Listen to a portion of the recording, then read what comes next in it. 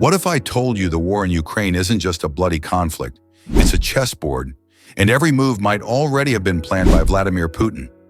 Why has this war lasted far longer than anyone expected?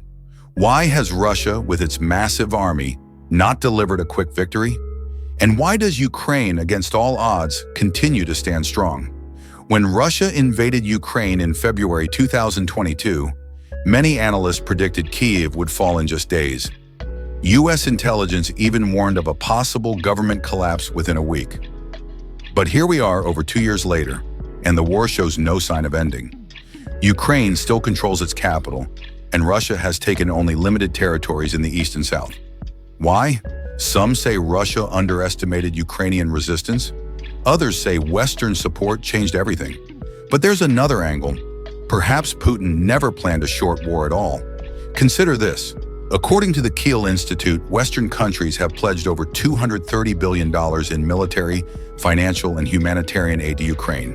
The U.S. alone has provided over $75 billion, including HIMARS rocket systems, Patriot missiles, and Abrams tanks.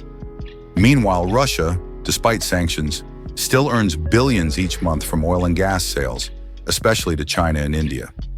The longer the war drags on, the more financial strain falls on the West. It's possible Putin's strategy is simple. Turn Ukraine into a bottomless pit for Western resources.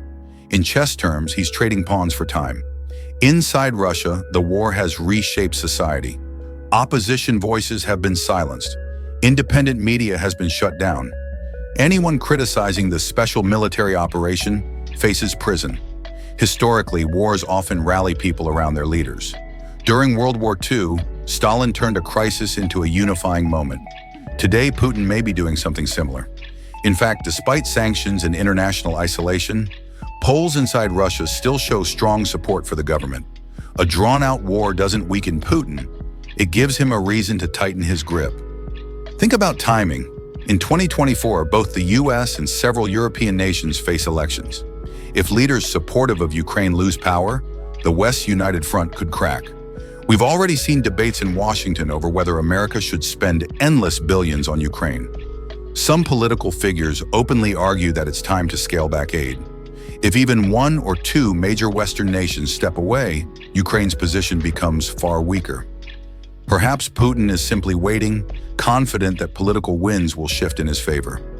Some believe Russia doesn't need to conquer all of Ukraine. Holding parts of Donetsk, Luhansk, and Crimea may already achieve Putin's goals. Remember Crimea in 2014?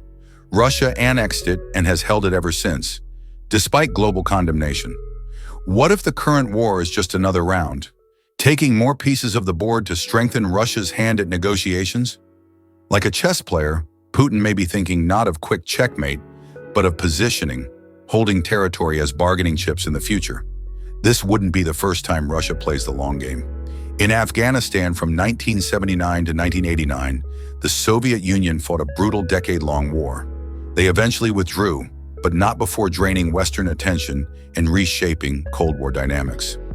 In Georgia in 2008, Russia intervened, carved out breakaway regions like South Ossetia and Abkhazia, and still controls them today. In Syria since 2015, Russia's military presence has kept Bashar al-Assad in power, outlasting Western expectations.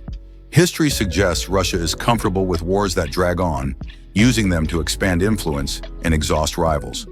And this isn't just about Ukraine.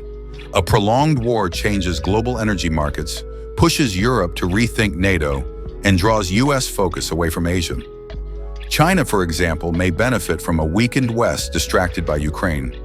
And Russia, though bleeding economically, might see itself as surviving long enough to rewrite the balance of power. So, what if the war in Ukraine isn't a failing invasion, but a carefully designed chess match? A match where every lost soldier, every destroyed city, every sanction is just another piece on the board. If that's true, then the question becomes, who will tire first? Ukraine, the West, or Russia? The world watches, but the final move may still be years away. What do you think? Is this just a war of attrition? Or is Putin really playing chess with the future of Europe? Share your thoughts below, and don't forget to subscribe for more deep dives into the stories behind the headlines.